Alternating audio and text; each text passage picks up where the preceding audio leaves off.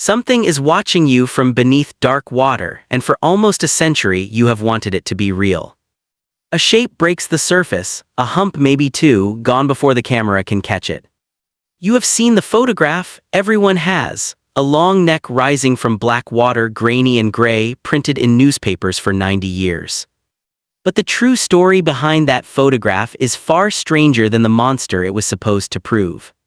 This is the story of Loch Ness, not the creature, the believing.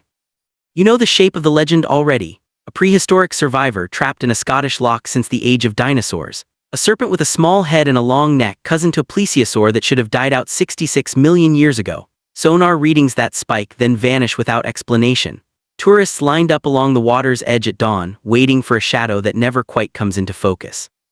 The loch itself does its part, 23 miles long, over 700 feet deep in places, deeper than most of the North Sea. The water is stained black by peat, so dark that a diver's own hand disappears 6 inches from their face.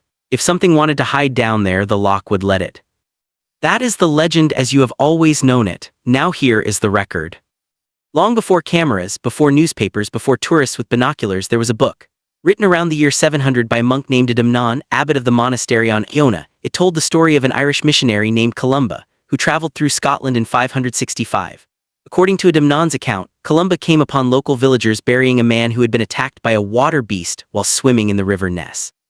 Columba ordered one of his own followers into the water as bait. The beast surfaced and came for him. Columba raised his hand and commanded it to go no further, and so the account goes, it obeyed and retreated. Is that Nessie? Almost certainly not. The river isn't the loch, and a 7th century hagiography, a saint's biography written to prove his holiness, is not a wildlife survey. But the account is real. It exists, written in Latin, sitting quietly in monastery archives for over 1,000 years, waiting for a world ready to believe it. That world arrived in 1933. That year, a new road was blasted along the northern shore of Loch Ness, opening the water to clear view for the first time in generations. Locals who had once driven an old inland route now looked out over the loch every single day. In May, a couple named John and Aldi Mackey reported seeing a large creature rolling in the water near the road. The Inverness Courier ran the story, and an editor's memorable turn of phrase called it a monster. The name stuck immediately. So did the fascination. Sightings multiplied through that summer. Newspapers across Britain sent reporters north. One of them, the Daily Mail, hired a well-known big-game hunter named Marmaduke Wetherell to track the creature down. Wetherell found large footprints along the muddy shore. He cast them in plaster. He announced them to the press as proof a giant animal was living in the loch. They were not proof of anything living. Zoologists at London's Natural History Museum examined the casts and identified them as the print of a hippopotamus, specifically a hippopotamus foot umbrella stand, the kind wealthy Victorian households once kept by the front door. Someone had walked a stuffed foot along the shoreline as a prank. Wetherell had marched directly into it, plaster and headlines and all. He was humiliated in the very papers that had hired him. And this is where the story stops being about a monster and starts being about a wound to one man's pride. The public appetite for an answer, though, only grew. By 1962, a formal group called the Loch Ness Investigation Bureau had been founded, staffed largely by volunteers who took shifts along the shoreline with cameras and binoculars, logging thousands of hours of watching, year after year, for a creature that almost never showed itself on schedule. The following year, in 1934, a respected London gynecologist named Robert Kenneth Wilson brought a photograph to the Daily Mail. It showed a long, slender neck and a small head rising from calm water, the loch's hills fading into mist behind it. Wilson claimed no involvement beyond happening to snap the picture on a drive.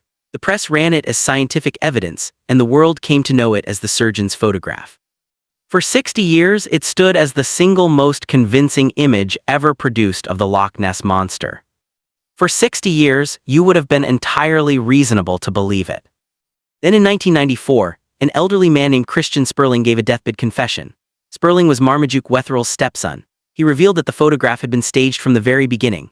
A toy submarine fitted with a sculpted plastic head built by hand, floated in a quiet stretch of the loch, photographed, and then passed to the press through Wilson, a respected outsider whose good name would keep suspicion away from the family still smarting over the footprint scandal. It was Wetherell's revenge. The same newspaper that had exposed his humiliation was handed the fake that would define an entire legend, and nobody caught it for 60 years. So the most iconic image connected to the Loch Ness monster was never a monster at all. It was one embarrassed man's practical joke on the institution that had embarrassed him first. You might expect that confession to have ended the legend. It did not. If anything, belief simply adapted around the hoax. Expeditions kept coming. Through the 1970s, a researcher named Robert Rines led sonar and underwater camera surveys through the Academy of Applied Science, producing one blurry image some interpreted as a flipper, though later reviews suggested the original frame had been heavily enhanced before publication.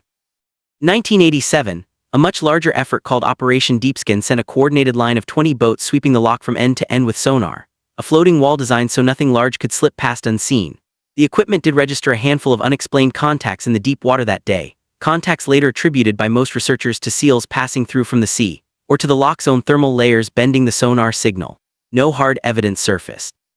The headlines ran anyway. Meanwhile, decades of quieter naturalists, including Adrian Shine of the Loch Ness Project, built entire careers studying the loch's actual ecology instead of hunting a cryptid, cataloging its fish population, its water chemistry, its cold temperature layers, patiently explaining what a floating log, a diving bird, or a boat's wake can look like from a shoreline at dusk. Then, in 2019, science tried something new entirely. A geneticist named Neil Gemmell from the University of Otago in New Zealand led a team that collected water samples from across the loch and sequenced every trace of genetic material drifting inside it. This technique, called environmental DNA or eDNA, can identify which species have shed skin cells, scales, or waste into a body of water without anyone ever glimpsing the animal itself. The results found no evidence of a large reptile, no plesiosaur DNA, no shark, no catfish. What the team did find in overwhelming quantity was eel DNA. Loch Ness, it turns out, holds an enormous population of European eels, a species capable of growing far larger than most people assume. Most eels in the loch stay modest in size, but a handful of documented specimens elsewhere in Europe have stretched well past what casual swimmers would expect, long enough that a distant glimpse of one, moving through peat-dark water, could plausibly be mistaken for something else entirely. Gemmell was careful with his conclusions. He never claimed to have found a monster. He said the data could not rule out a giant eel living somewhere in that darkness, and it could not confirm one either. So why, faced with a confessed hoax on the historical record and a loch that keeps testing negative, do people still gather at the water's edge before sunrise? Because the loch was never really about the loch. Part of the answer sits inside human perception itself. Psychologists have a term for the mind's habit of finding familiar shapes in random noise, a floating log that suddenly reads as a neck, a wave pattern that briefly resembles a hump breaking the surface. It is called pareidolia, the same reflex that finds a face in an electrical outlet or an animal in a passing cloud. Add expectation to that reflex, a lifetime of photographs and headlines primed into your memory before you ever set foot near the water, and an ordinary loch on an ordinary afternoon becomes very easy to misread. None of this requires dishonesty from a single witness. It only requires a brain doing exactly what brains are built to do. Think too about what actually survives from this whole story. Not a creature, a feeling. The particular thrill of standing somewhere ordinary and believing just for a moment that something extraordinary might be watching back. That feeling doesn't need evidence. It only needs a dark, deep, unknowable place to attach itself to, and Loch Ness, black-watered and bottomless-looking, was practically built for the job. You have felt a version of this yourself somewhere far from Scotland, maybe in an empty parking garage at night, maybe scrolling past a video you already suspect is fake and watching it twice anyway. Somewhere between knowing better and wanting to believe, most people choose to leave a little room open for the impossible. Tourism boards noticed this a long time ago. The legend now draws tens of millions of pounds in visitor spending to the Scottish Highlands every year. Hoax and all, footprints and all. Gift shops sell rubber nesses beside plaster casts of a hippo's foot they no longer remember the joke behind. Boat tour run daily, sonar screens mount for paying passengers. Live webcams stream the water around the clock for anyone anywhere in the world who wants to keep watching without ever booking the flight. New sightings still get logged nearly every year, filed carefully into the same registry the investigation bureau's volunteers once kept by hand. Maybe that is the real discovery hiding inside this legend, not a beast in the water, a mirror standing on the shore. Somewhere in this modern, thoroughly documented world, you still want one thing left that science hasn't fully closed the book on, one door left open, just a crack. And as long as that loch stays black and that door stays open, something will keep watching you from beneath the surface, even if it turns out to be only your own reflection.